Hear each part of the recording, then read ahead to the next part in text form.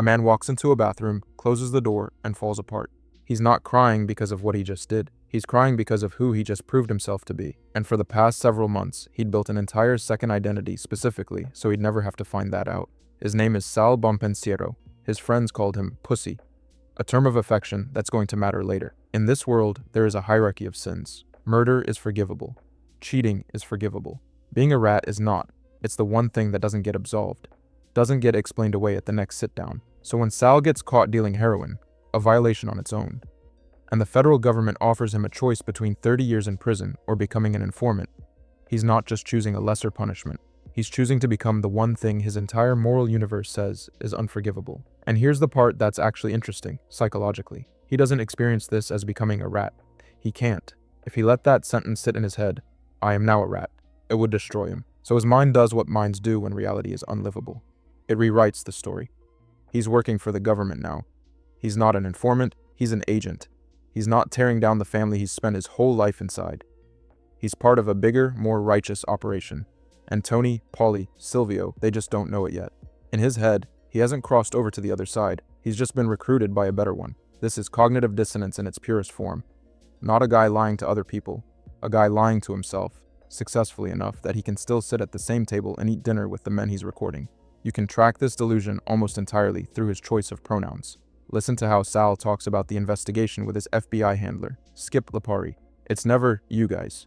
It's never the Bureau. It's we. What are we going to do about this? We should look into that. He's not an asset being managed. In his own head, he's a partner, a colleague, a guy with a badge, even if it's not real.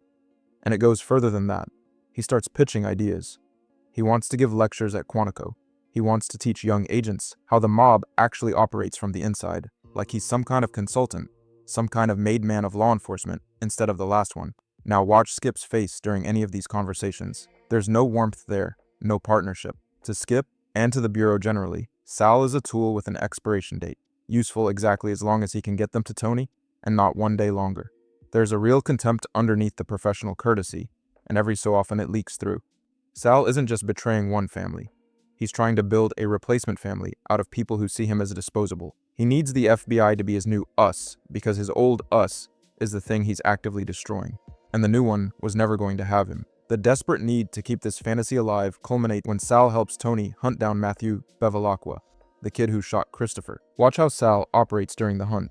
He's not acting like a scared guy trying to survive a murder his crew is committing. He's running point. Earlier, his FBI handler ordered him to get closer to Tony, and Sal twists that directive to justify his ruthless behavior. When a street informant tries to give Tony Matthew's location, Sal intercepts the kid. He demands the information go through him. He is using his federal mandate as an excuse to actively help set up a mob hit.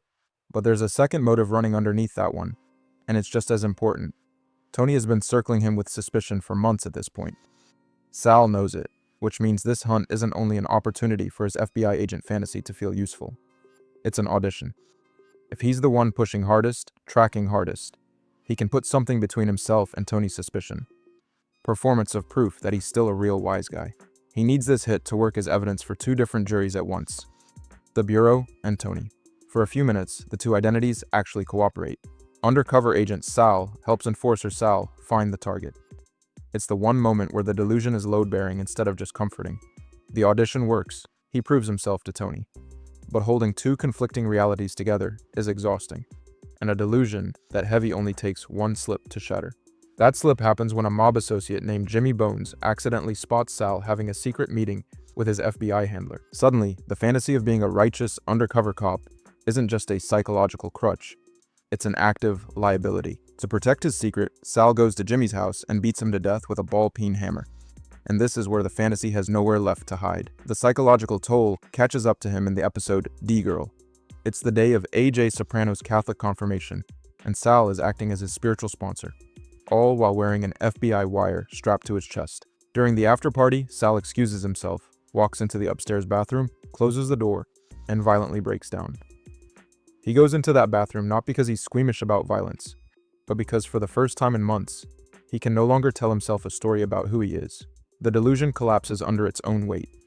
What's left underneath it is just a man who murdered a guy solely to buy himself cover, acting as a spiritual guide to a boy whose father he's actively trying to put in a federal cage.